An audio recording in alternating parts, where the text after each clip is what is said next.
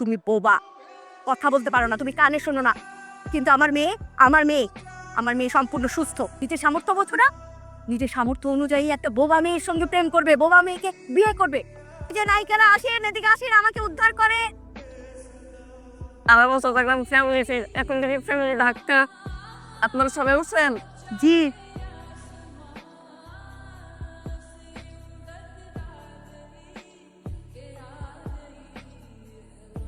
এই যে, thank you so much. বোনটা পরে সুন্দর মেয়েটা আমার পছন্দ হয়েছে। ওই সুন্দর মেয়েটা দেখতে যাবেন আবার। এই যে রাজপুত্র, রাজকুমার, জমিদার বল। কি মুখ দিয়ে সরি বের হয় না? মাডাল মেয়েটা ভালো পছন্দ হয়েছে। মনটা লাইক বসতেছে আমার। প্রেমের হাওয়া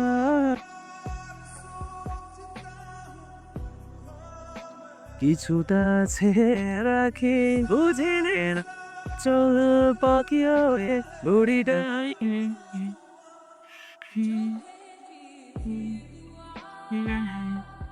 কিছুটা চোখে নামে। হ্যালো, আপনার সাথে আমার একটু পার্সোনাল কথা ছিল। আপনি জানেন আমি ফার্স্ট টাইম ঢাকার বাইরে আসছি, সো এবার অনেক শখ করে ঢাকার বাইরে ঘুরতে আসছি। সব থেকে বেশি ভালো লেগেছে আপনাকে। আচ্ছা ফাইন, আপনি জমিদারের ছেলে, যার তার সাথে কথা বলেন না, কিন্তু এখানে তো কেউ নেই। কিন্তু আমার সাথে তো কথা বলতেই পারেন। আমি কত কষ্ট করে মার চোখ ফাঁকি দেখে একা একা এসেছি আপনার সাথে কথা বলার জন্য। আমাকে কি আপনার ভালো লাগেনি? চলে যাচ্ছি কিন্তু আমি। আশ্চর্য, আপনি আমাকে থামাবেন? আশ্চর্য, আপনি কান্না করছেন কেন? কেন, আপনি কি আমার কোনো কথা কষ্ট পেয়েছেন? আই এম সরি, আমি মনে মনে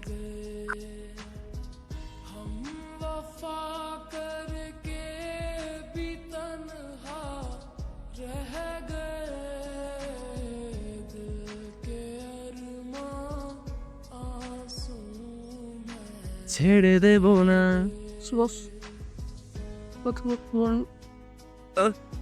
চলে গেছে। মা, আমি আজকে ঢাকা যেতে চাই। তুই তো বলেছিস যে মা 7 দিনে ছুটি নাও, আমরা অনেক মজা করবো, ঘুরে বেড়াবো। আমরা মা প্লিজ আর একটা কথা জিজ্ঞেস করো আমাকে, প্লিজ মা, আমি ঢাকা যেতে চাই। চল চল, তুই তুই চল চল, রেডি হ। প্লিজ মা, আমি ঢাকা যেতে চাই মা, আমি থাকতে চাই না একটা। খেপাচি এই দেখ তো, তোর কোনো ফ্রেন্ড মনে হয় ফোন করেছে। আমি ফোনটা ধরলাম, কি ধরনের শব্দ করছে কোনো কথাই বললো না, বুঝলামই না কি বললো। হ্যালো, কাটতেছে কত না।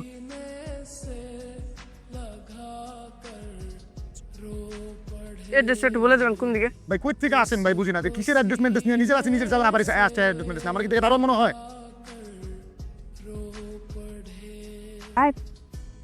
এখানে কি সেই পাহাড় থেকে আমি ফলো করছি যে আমি কাকে কি বলছি, এ তো কানেও শোনে না।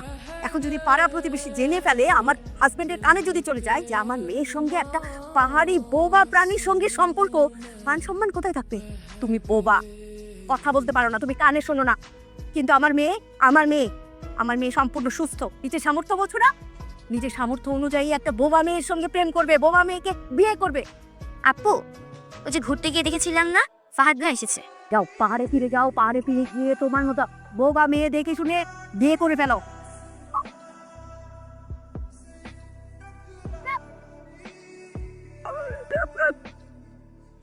তোমার রূপো তোমারে ভালোবাসে না। ম্যাডাম, কি হয়েছে আপনারে? হাই, কে ওখানে? আমি আমি আমি আমি রকেট। তুমি এখানে কি করো? এবার আমু জানতে পারলে তোর দুজনকে শেষ করে ফেলবে। বসকে বারবার বুঝাইছি, বস তো আমার কোনো কথা শুনতেছি না। আপনার সাথে 5টা মিনিট কথা বলবে। বস বলছে 5টা মিনিট কথা বললা চলে যাবে, আর কখনো ঢাকা শহরে আসবে না প্লিজ।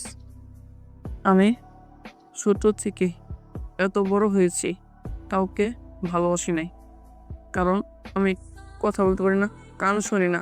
তবে আল্লাহর ইচ্ছা, ওই দিন যখন তোমাকে প্রথম দেখি আমার খুবই ভালো লেগেছিল তোমাকে, তোমার চেহারা মাশাআল্লাহ।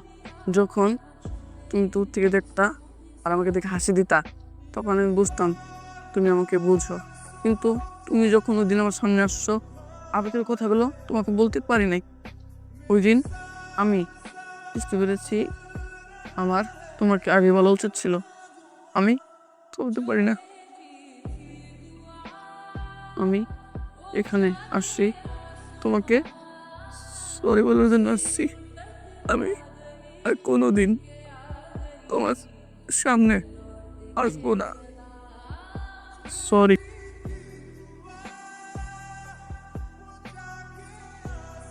তোমায় হৃদ মাঝারে রাখবো, ছেড়ে দেব না। তোমায় হৃদয় মাঝে রাখবো, পেড়ে দেব না। ও মাখবো।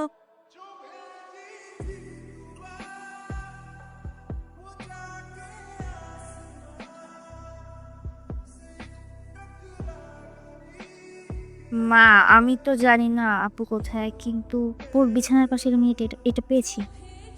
মা আমি জানি আমি তোমাদের চোখে অনেক বড় অন্যায় করেছি, কিন্তু মা আমার কিছু করার ছিল না। তোমাদের পছন্দ করে ছেলেকে বিয়ে করলে হয়তো তোমরা খুশি হতে, কিন্তু মা আমার কথাটি তোমরা একবার ভেবেছো? আমি চলে যাচ্ছি সেই পাহাড়ি রাজকুমারীর কাছে। হয়তো কথা বলতে পারে না, কিন্তু তোমার বিশ্বাস করো, ওর চোখে আমি যে ভালোবাসা দেখেছি, ও আমাকে কখনো অনসুখী করবে না। ও আমার জীবনের সত্যিকারের রাজকুমার। আমি ঢাকা থেকে চলে আসছি তোমার জন্য। কেন বলো? কারণ আমি তোমাকে ভালোবাসি। ট্রাস্ট মি, সত্যি আমি ভালোবাসি।